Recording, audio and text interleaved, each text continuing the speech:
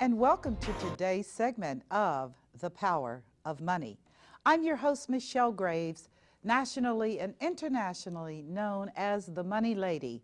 Have been involved in the field of banking, insurance, finance for 36 years. Can you believe it? I am officially a senior myself and a member of that 10,000 numbers a day strong group called the Baby Boomers. And for the entirety of the next hour, you need to sit down and listen to what I am going to share with you. I always try to do a forecast for the upcoming year. I did it last year. If you'll go to my YouTube, that's youtube.com/The Power of Money, you will hear my forecast for last year, which was pretty much on the dot. But what I'm going to talk about this year as we are entering into 2013, and boy, oh boy, what a year it is going to be. Listen to me well, and you don't want to miss everything I'm going to share with you because this is major. The Mayans, according to antiquity, said that the world ended on December 21st. So everybody was looking out their window to see if this prediction was true. And of course, we're still here today. The world as we know it did not end, but the world system as we know it did end.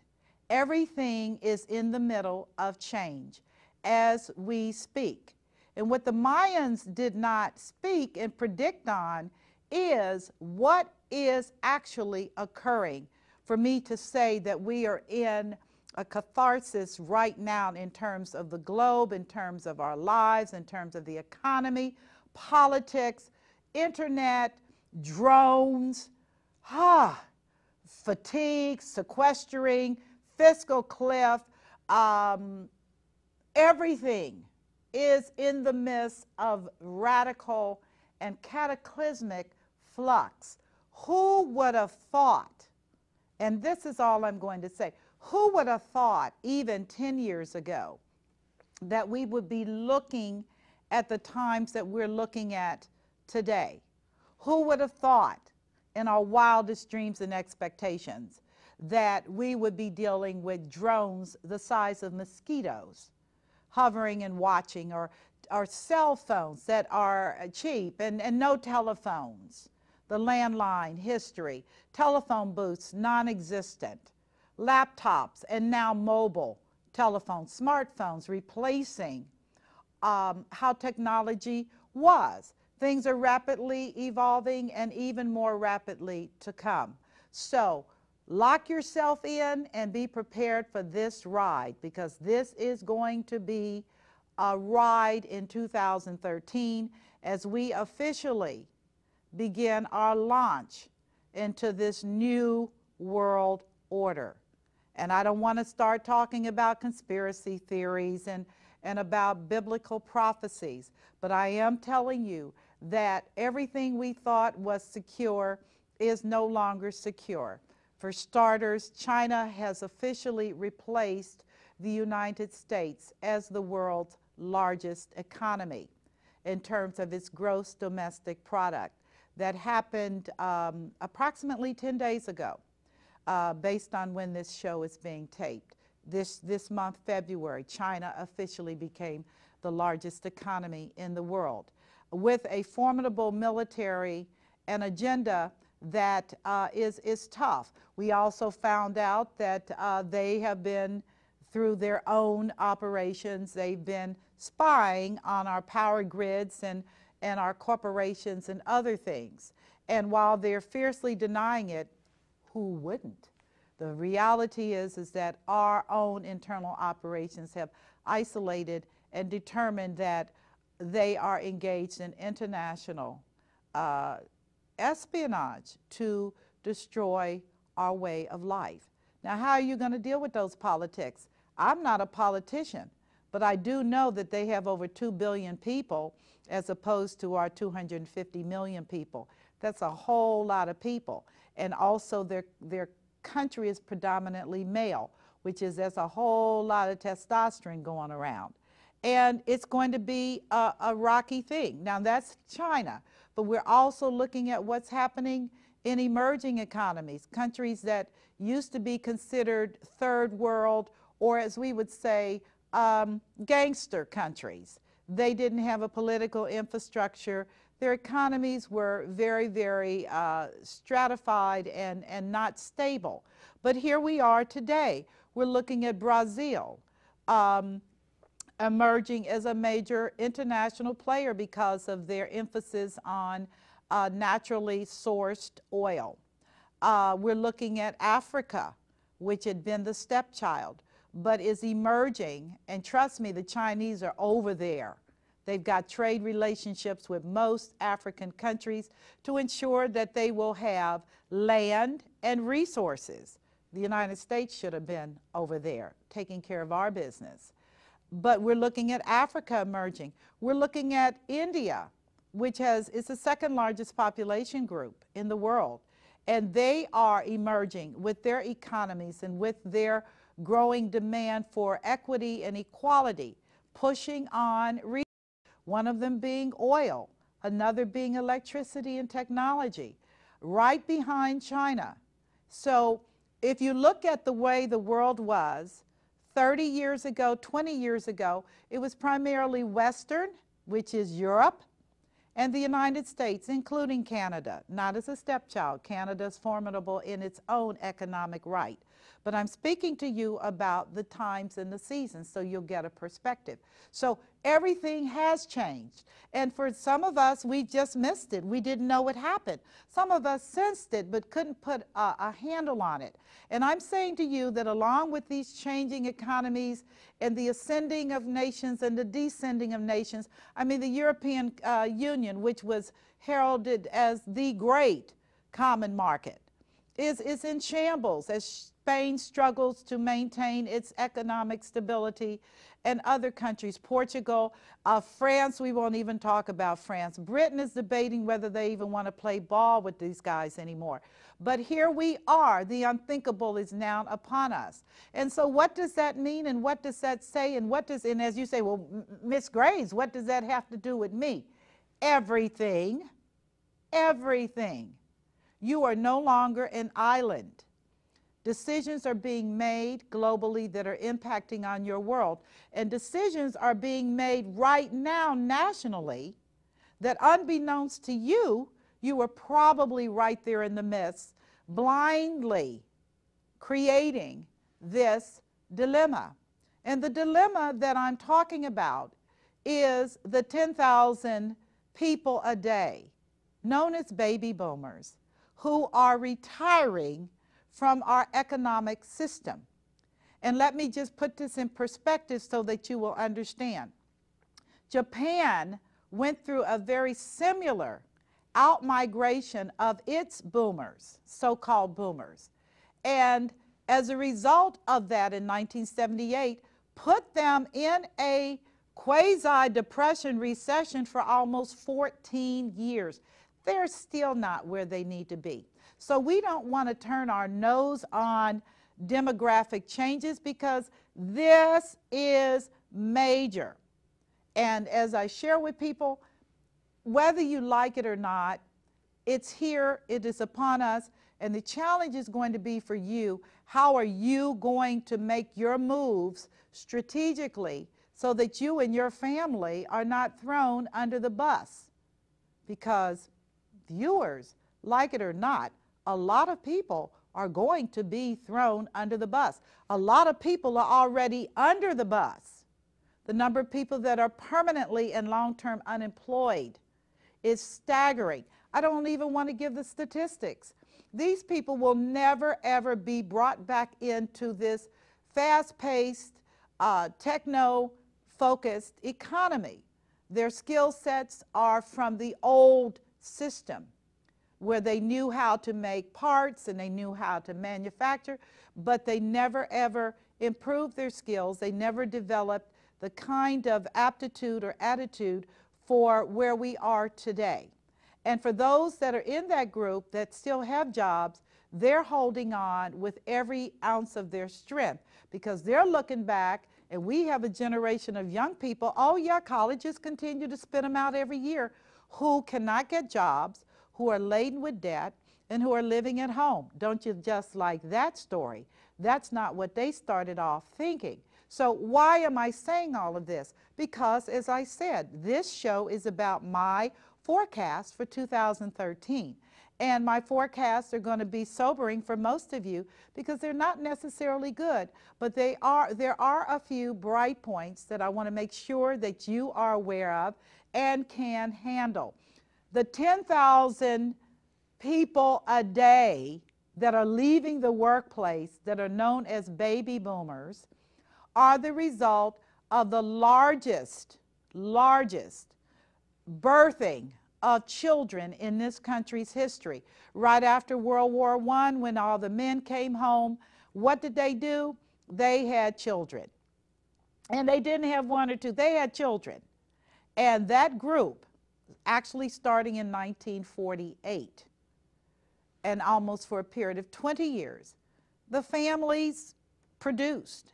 And that generation that they produced was responsible for the fastest growth in this country's history.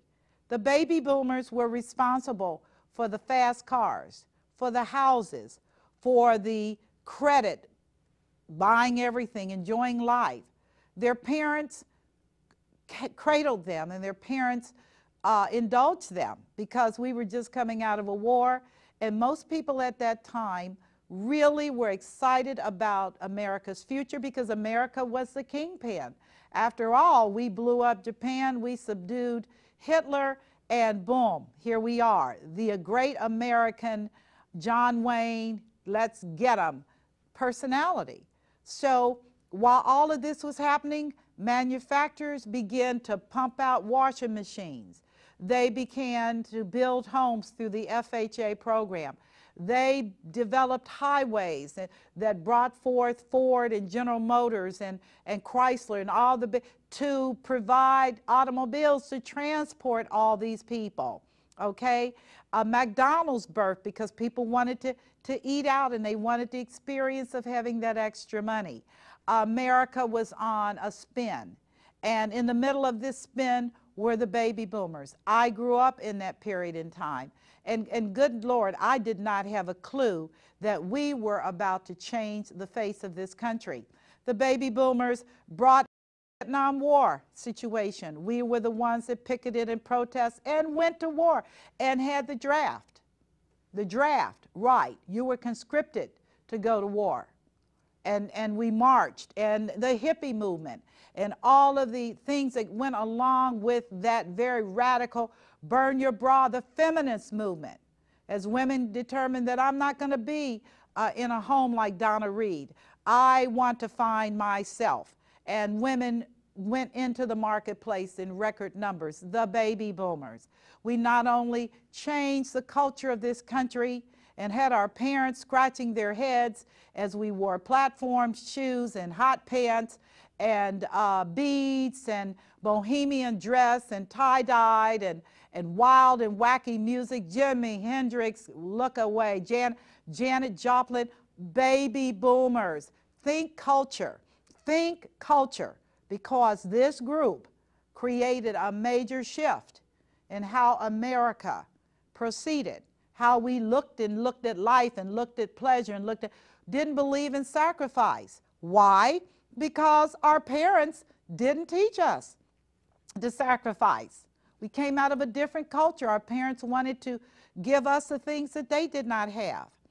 And as a result, when we became adults and entered into the marketplace beginning in 1968, we created an economic tsunami of spending and luxury and fun and travel and vacations and businesses, and it never ended. It never ended. At least we thought. The country was lending money, credit was easy, decisions were made without a lot of thought.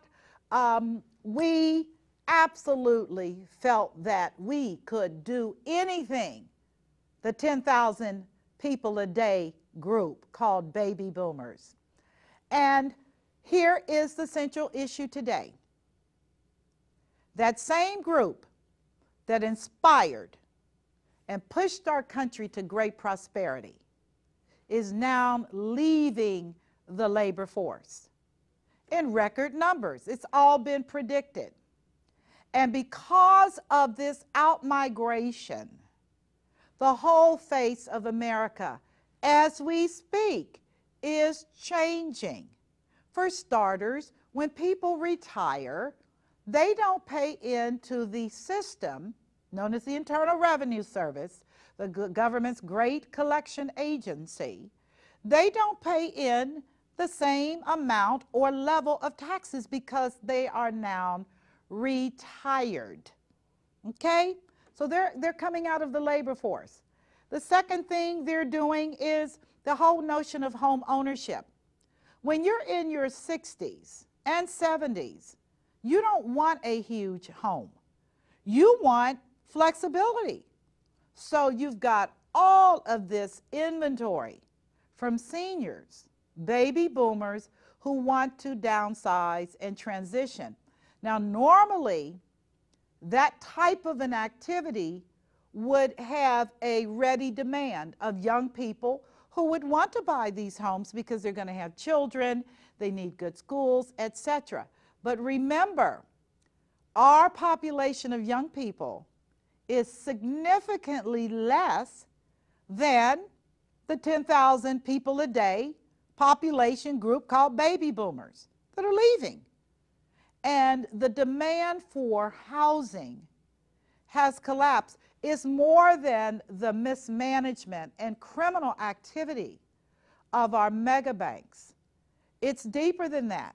Yeah, the toxic mortgage-backed securities and collateralized debt obligations and all those fancy terms that just simply say scam artist, that pales in comparison to the number of baby boomers who are moving out of the market and don't want those big houses. I, for one, dumped my house 2 years ago. My children are grown and long gone, and what did I need with a 4-bedroom Tudor home? I moved into a cupcake house. Why? Because I'm never here. I don't need that to make my day. I need something that's simple and basic and that I can come and go. I'm no different than most other baby boomers who are making those decisions. Now, and sadly, because of the economy, a lot of baby boomers are stuck with these houses and stuck with the children that came along with the house that they thought they would be free of because the children cannot get employment because of the economy. And that's another conversation. I hope to cover that during this segment. But my point being that when you get older, your priorities shift from making a lot of money and trying to buy things and taking care of children and vacations and second homes and this and that, and your life begins to simplify. Your major concerns as you grow older, and seniors, you can validate this. You want safety. You want to make sure your money does not get lost. So forget about playing in the stock market because you're not going to do it. You want safety. So you're going to see more and more seniors purchase annuities, which are life insurance contracts, again, with guaranteed returns and guaranteed principal. Those are very specific retirement-oriented instruments. They're going to be removing and pulling out a lot of money out of the stock market. Don't you be fooled. They're going to do it because the stock market is equity-based. You play in the stock market.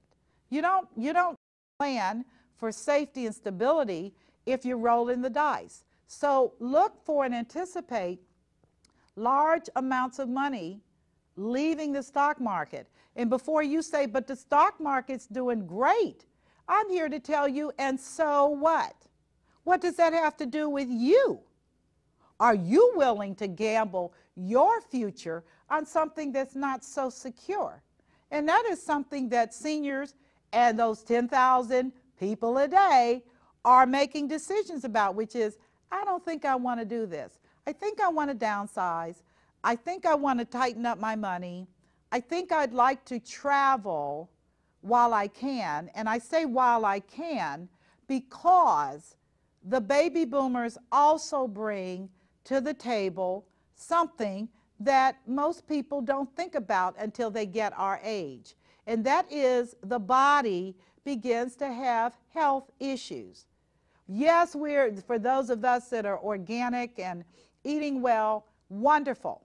But the statistics say that as you get older, you begin to have health concerns because your body is affected. Your body is not what it used to be, and it doesn't do the things that it used to do. Right? I know I'm right. Okay? I have to talk to my leg from time to time until it get moving. And people are like, God, she's moving along great. And I'm like, but you don't know my story. I am a baby boomer, and the body is not a permanent health type thing. No matter how wonderful you eat, etc., things begin to happen.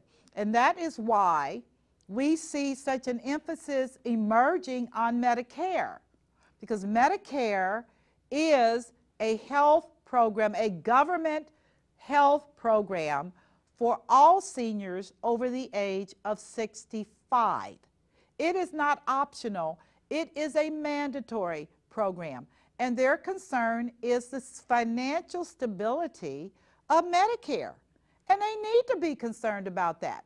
Because when you got 77 million people moving into Medicare and it was never properly funded, you have a problem. Because it is a fact that seniors, as they age, are going to be dealing increasingly with health issues. And that is a Medicare situation. Remember, age 65 and over, you must enroll. Whether you use the program or not, seniors, it does not matter. Whether you're gainfully employed in the private sector, it does not matter. You must enroll at 65. Now, do the math. Since they never funded for the massive influx of seniors, then you know that's going to be a problem. The same thing with Social Security. I think it's a ludicrous argument to say that Social Security is going to remain solvent. Social Security was never set up as the only retirement plan. It was one of three legs when FDR set it up. He wanted you to have your Social Security as your background, as your backdrop. If your other two alternatives, which is your savings and your pension plan, blew up, you'd have Social Security as your third leg. For most people today, because pension plans are just about non-existent, the traditional pension plan, which was a defined benefit, which is you were guaranteed X number of dollars every month, and then your personal savings, which could be your home, your real estate investments, your equity and bond holdings. Well, heck, they don't even do defined benefit plans anymore. Most of them are being phased out in favor of 401k plans, which is a defined contribution. You contribute money into the plan, right. And when we talk about the other leg, which is your home values, are you kidding me?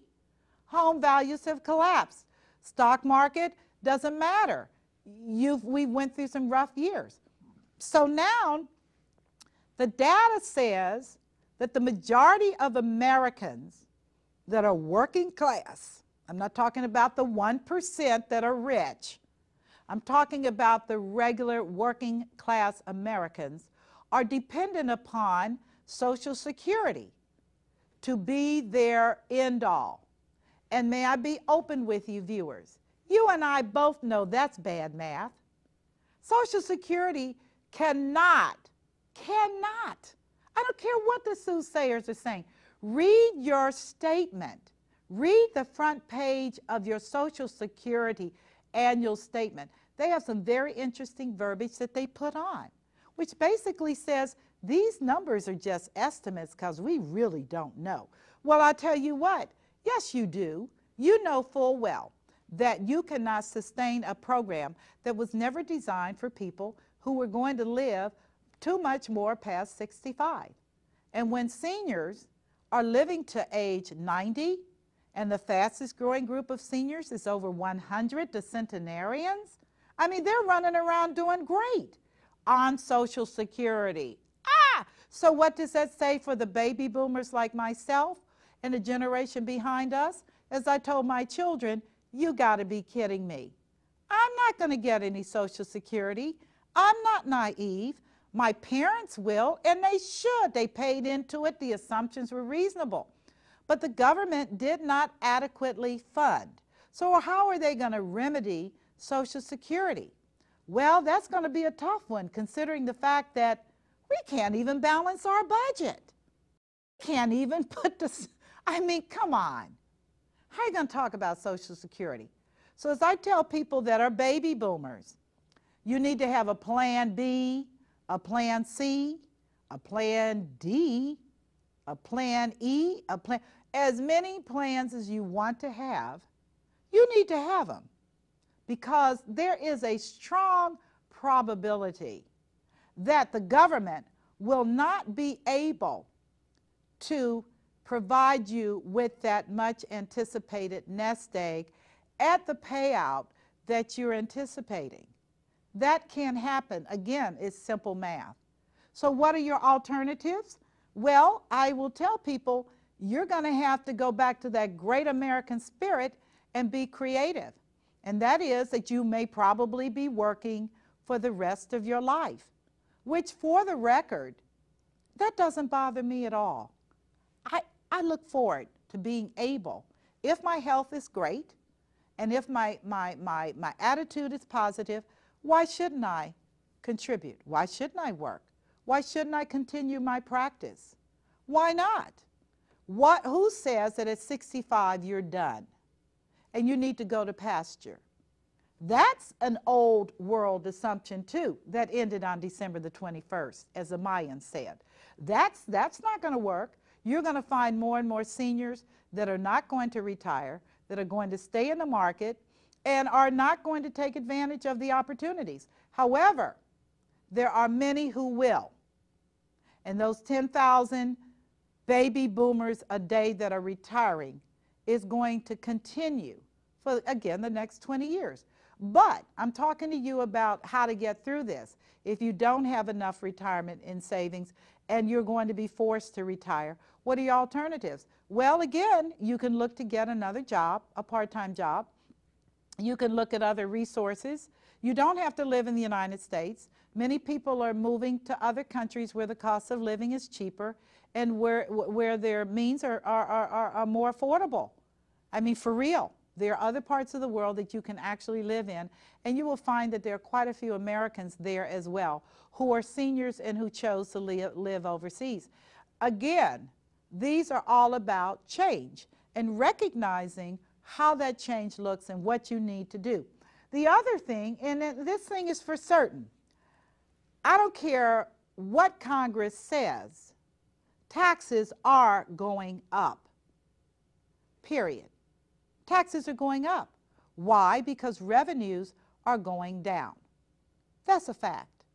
And revenues have been going down as the number of people that are on entitlement programs are increasing, and the economy and the number of baby boomers that are leaving. So the government is going to increase your taxes. I don't care what the political spin is. This is the truth. Because as people age, they need more programs to help them. They do. And again, that's government. That's not private sector. They not only need more in terms of the issue of Medicare, but they need programs to help them, because aging is not a laughing matter. How are these programs going to be financed and funded? They're going to be funded through taxes. And as I've shared in previous shows, it's not just taxes levied by the federal government or mandated by the state. There are a variety of taxes that are assessed on people every day, from your driver's license tax.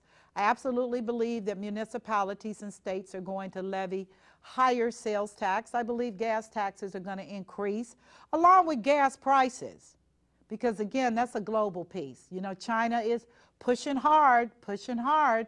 You got a lot of countries that are looking to grow, and they've got their own middle class that's emerging, and they like cars too. They like houses too. Believe me, been there, saw it for myself. So you got these things going. Your qualified plans, for many of you, that is going to be an amazing resource if you have not leveraged your qualified plan to pay for your children's tuition, which many have. And that's not being irresponsible. That's being a parent. Who would have thought that when you took money out of your 401k or your 403b to pay for your children's college, that they wouldn't be able to get a job? I mean, talk about unintended consequences. That is really not amusing. The number of parents that went into debt, baby boomers, to pay for their children to have opportunities that they didn't have, or they wanted their children to have more. Parents do it all the time. In today's economy, I don't recommend you do that, because we've got some major issues that are going to have to be addressed. Mainly, a market that's going to be able to absorb all of these young people. Very, very real thing. I will also say the reason taxes are going to have to go up, because we simply have fewer people in the labor force. The generations behind us were numerically not where we were and are. And therefore, payroll taxes, and I know you're screaming, a lot of you, which is, God, they just went up. Well, the truth of the matter is, it was a political move. They should never have been down, because payroll taxes are essential for creating a future base.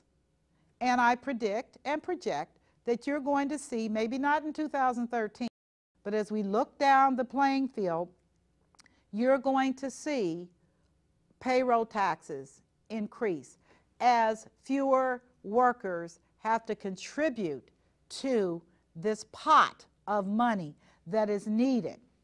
We're going to, not only with increased taxation, we're going to see decreasing benefit.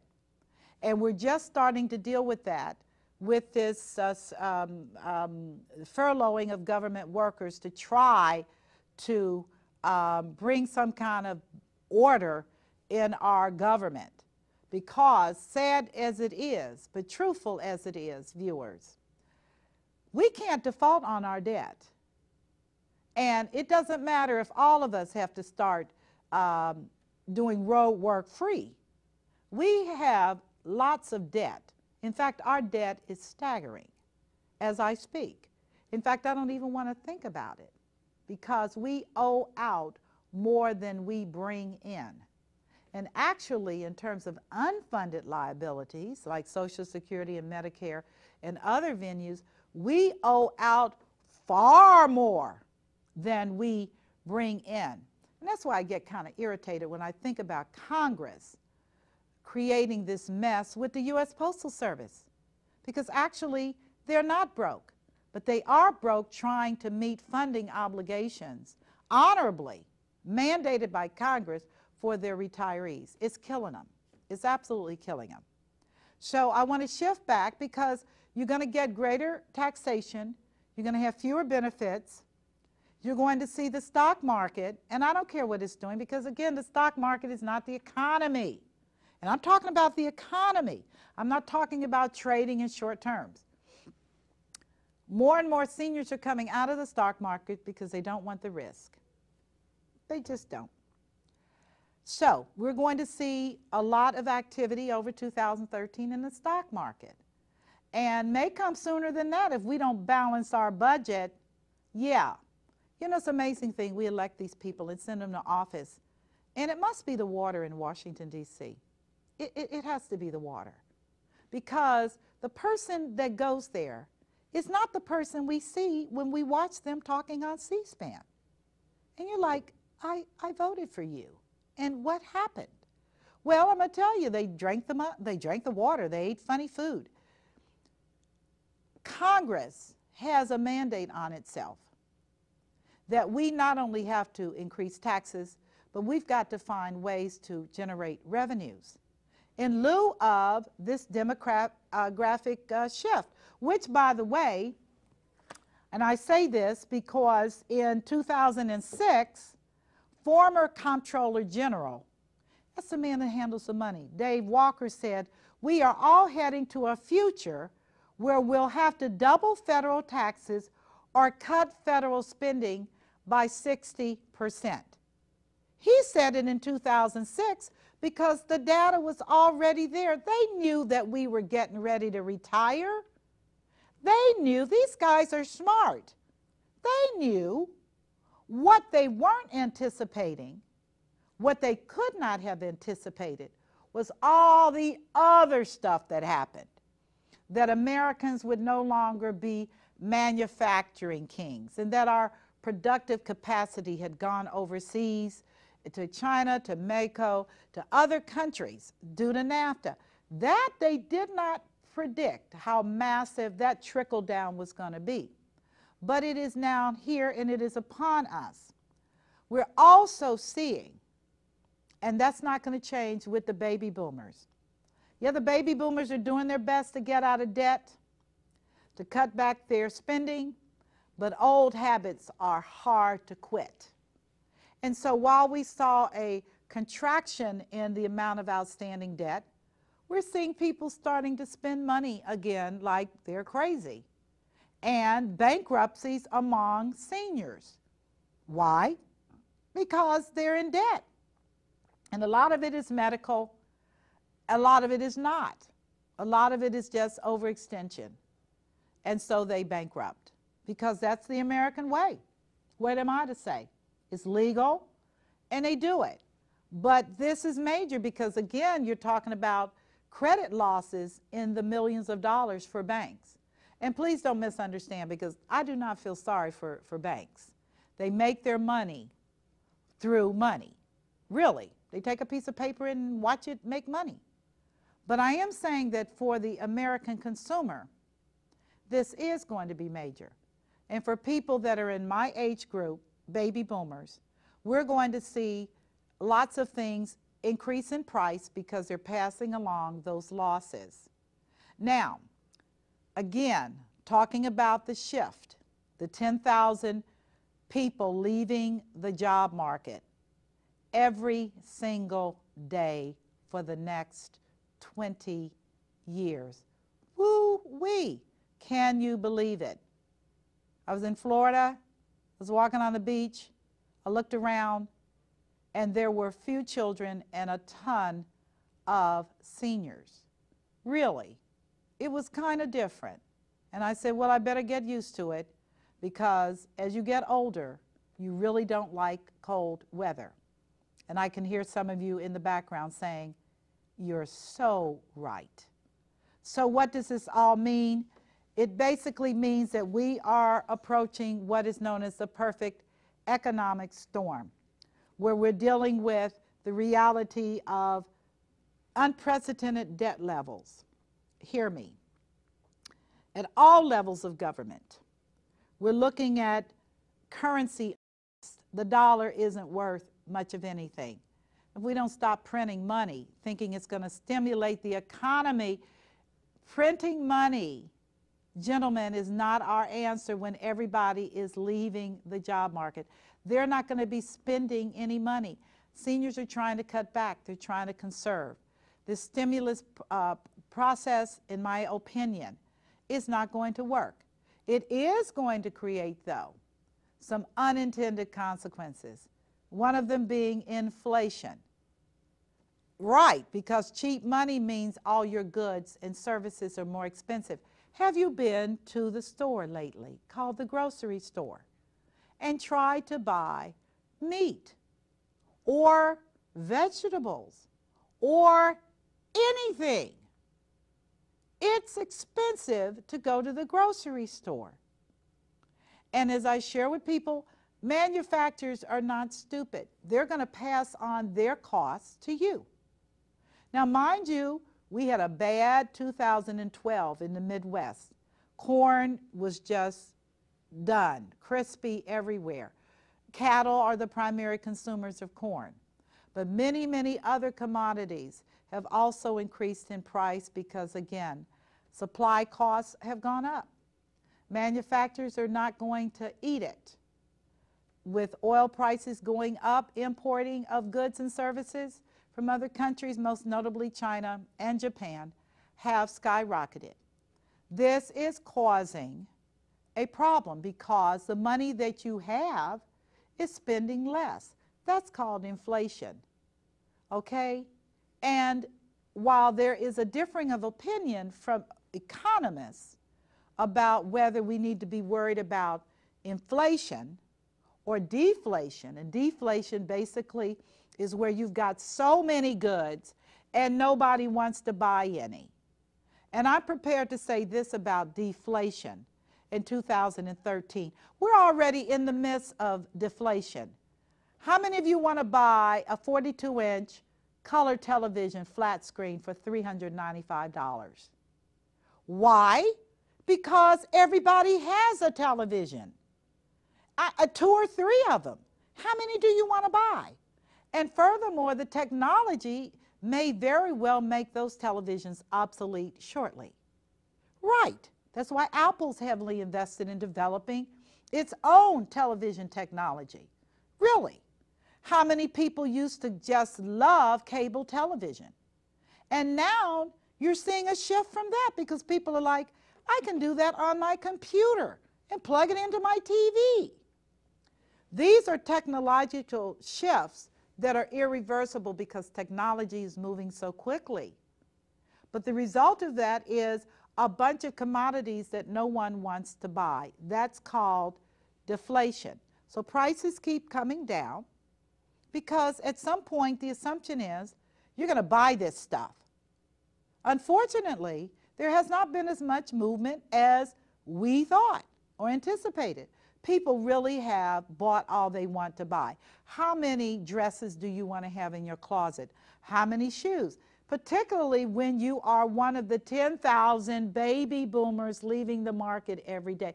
You don't even dress to go to work. You don't go to work. You're retired. For those that do go to work, it's a very relaxed environment. Gosh, when I was in investment banking and banking, the suit and tie was standard. You had better have your couture, your escada, your valet. You'd better look like a executive woman. Today, oh my goodness, come in blue jeans, they come in casuals. They don't do that other than very high levels of executive. People don't dress like that. Seniors don't dress like that. They buy a good pair of gym shoes, Easy Spirit or New Balance, and that's it. One pair of gym shoes, wear them out, buy another. That's not stimulative for the economy. It isn't. But it is a buy decision based upon their conscious decision to not spend money and to not outlive their resources. The number one fear among all seniors is outliving their resources. The second is being dependent upon their children to take care of them. And I think those are two valid concerns. Most seniors are pretty independent. They don't want to live like that. They want to have their good stuff going. But I want to talk to you about this because the period we're in right now, and we just thought we were coming out of a recession, and I said, no, you're not. We're getting ready to go into a big recession because as the government, which has been feeding our economy, begins to scale back because of revenues, greater demand but lesser money, right, then you're going to see this filter down into private sector. And it's already filtering down because government does not produce. Government spends money. That's what they do. So you're going to see a really different kind of a play where people's spending habits are radically changing because they're aging. greater demand for certain types of services, including health care, right, because you have health issues. Certain types of insurance are going to become increasingly important, long-term care being one of them. And for the record, let me be clear. The government wants you to take out private pay long-term care. And the reason they do, and they will subsidize it, is because Medicaid for seniors is bankrupting many state and state governments, and they can't afford it. So as I tell seniors, while you're busily leaving the market, you make sure that you have a very thorough long-term care policy for chronic care. That's chronic. That's not Medicare. That's not health-based. That's when you have issues with diabetes, Parkinson's, Alzheimer, chronic debilitation, stroke-related, high blood pressure. All these things just get worse. So I wanted to sidebar and kind of put that in there.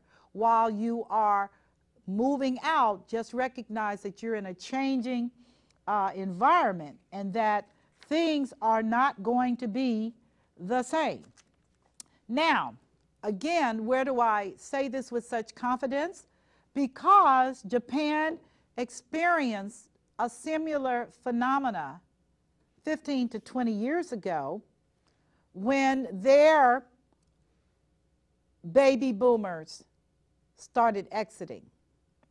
And it hit the stock market, real estate, it hit the economy, and 14 years of a dark cloud. 14 years. I don't know how long we'll have this dark cloud. I really don't.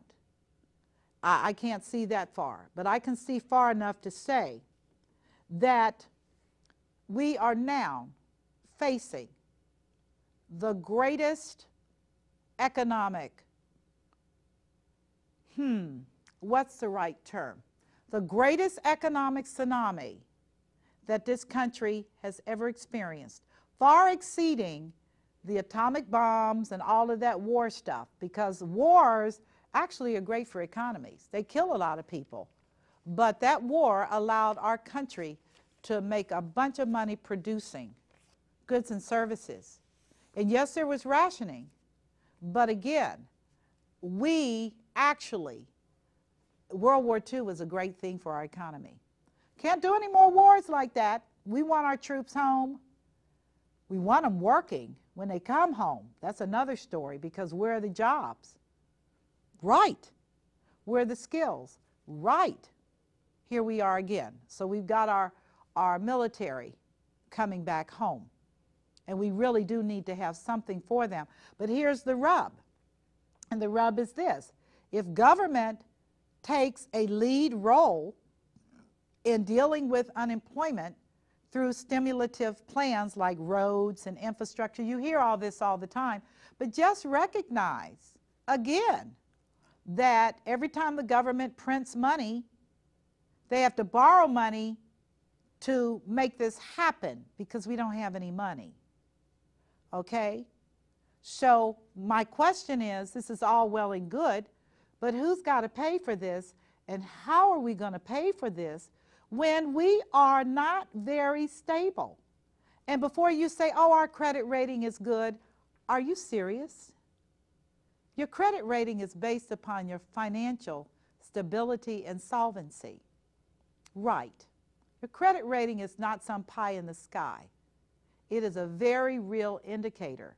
And that is why the United States government is suing Standard & Poor's, because they really believe that we were impacted adversely, and our country was, through Standard & Poor's wonderful ratings on banks and their mortgage-backed securities and their credit debt obligations.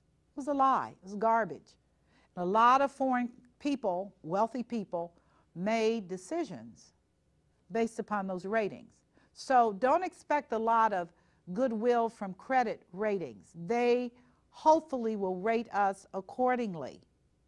And there's an excellent rating service, WEISS, W-E-I-S-S rating. They will give you the ratings for the banks and everybody else. Awesome. You can find it out yourself. Why do you need to know this? Because you really need to know even the safe money you have, where it needs to be. You should not be out here being bamboozled by what you think is the truth, because a lot of this is just marketing hype. It really, really is. Now, as we look at pension funds, and a lot of you have pension funds, and whether your pension fund's going to pay out or not, I have no clue. You need to look at what they've invested in.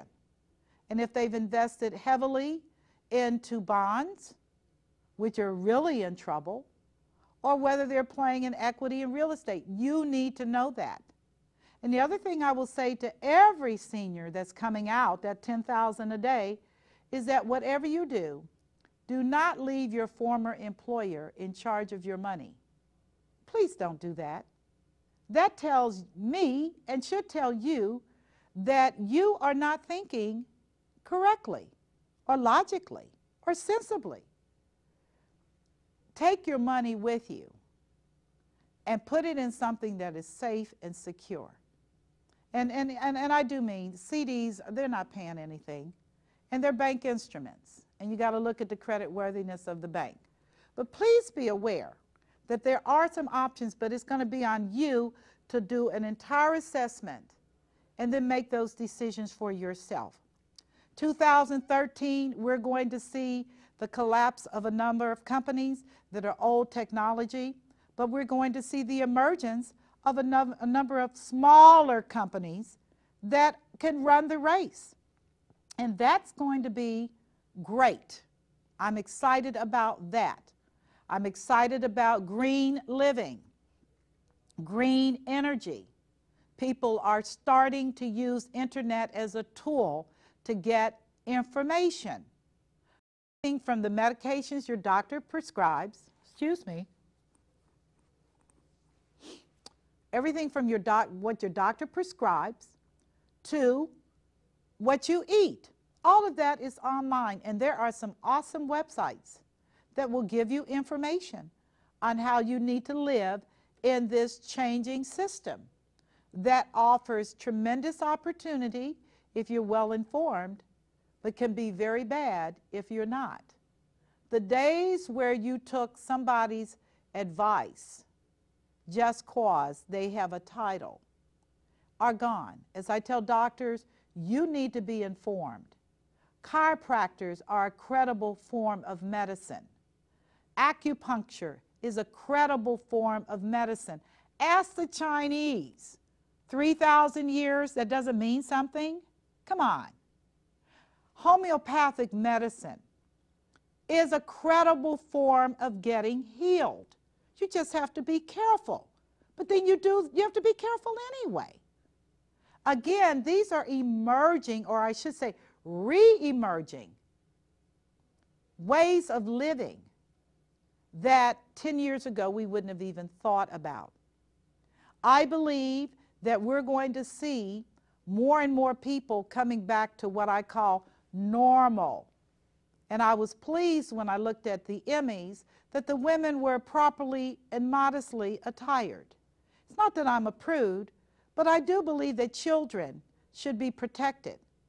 And it's just, some of the stuff is just disgusting. The same thing with profanity on television.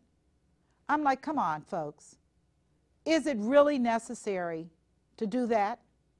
And despite the liberality of the baby boomers, because again, we challenged the system, we protested, we listened to rock music. A lot of us did things that were just totally outrageous. I think you might find that we turn out more like our parents than we want to, because we have seen what liberality without boundaries will bring you. And we did not look carefully at the dark side. As I was sharing, how many people knew that flame retardant was on your bed linens and on your clothing, and that it caused cancer? I mean, what? These are the things that we didn't look at. We weren't thinking about it. We were doing other things. But this is now here. So the challenge that remains for all of us, the 10,000 people a day that are retiring from the job market, is to recognize that America is still an awesome country to be a citizen of, bringing tremendous value, inspiration. I mean, heck, you can start a business, you can sell things, you can bake cakes, you can make money by providing to the market something that people want. It's still a great land of opportunity. And so I challenge all of you, to look at this and to look at where do you fit in. What are you willing to do differently and to do even better? How are you willing to morph yourself into somebody that you didn't even know? There's a